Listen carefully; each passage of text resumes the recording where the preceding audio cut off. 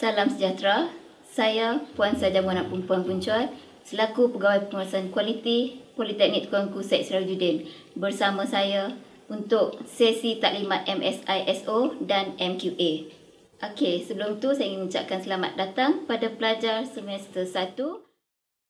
Sebelum tu mari kita kenal dulu apa itu unit jaminan kualiti. Okey, unit jaminan kualiti adalah satu unit yang mana bagi memastikan sistem pengurusan kualiti di PTSS dilaksanakan secara berkesan. Okey, unit jaminan kualiti adalah unit di bawah bahagian governance dan kecemerlangan yang mana unit jaminan kualiti diketuai oleh Ketua Unit Jaminan Kualiti, dan di bawah unit jaminan kualiti ada beberapa jawatan kuasa iaitu Pegawai Pengurusan Kualiti, Ketua Akreditasi, Ketua Audit Dalaman, bahagian kurikulum, bahagian CQI dan juga bahagian pengurusan risiko.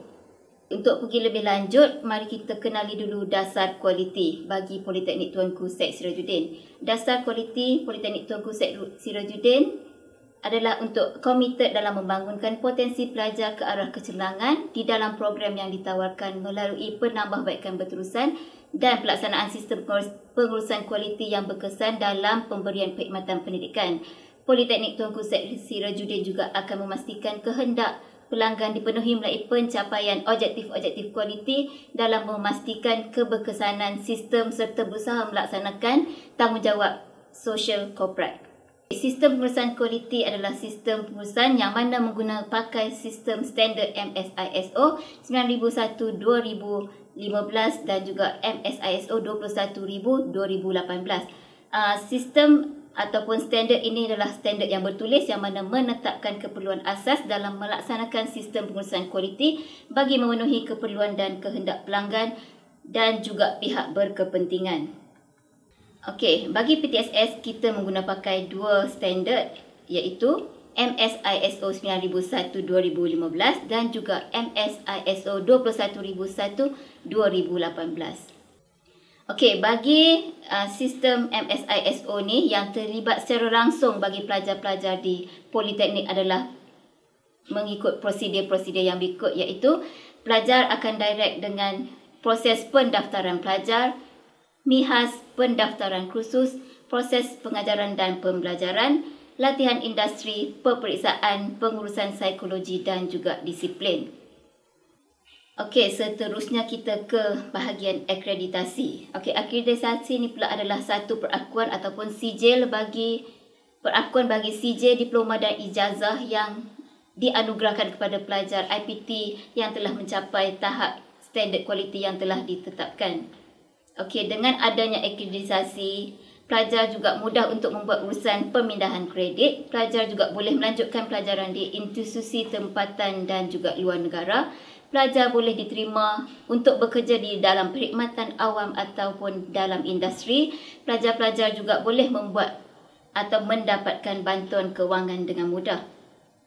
Okey, bagi Politeknik Tuanku Syed Sirajuddin, pelajar mendapat pengiktirafan daripada 3 jenis akreditasi iaitu akreditasi daripada MQA.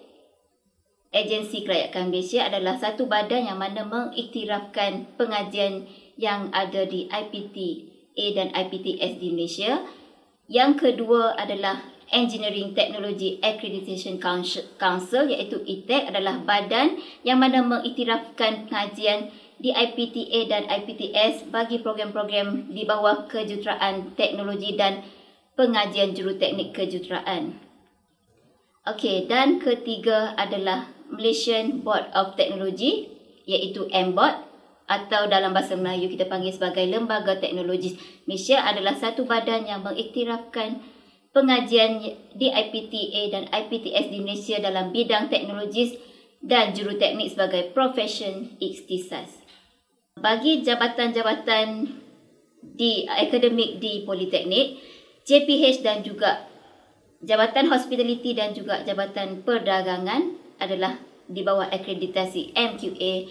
Bagi Jabatan Kejuruteraan Mekanikal dan juga Kejuruteraan Elektrik adalah di bawah ETAC dan JTMK ataupun Jabatan Teknologi Maklumat dan Komunikasi dan juga Jabatan Reka Bentuk Komunikasi Visual adalah di bawah MBOT.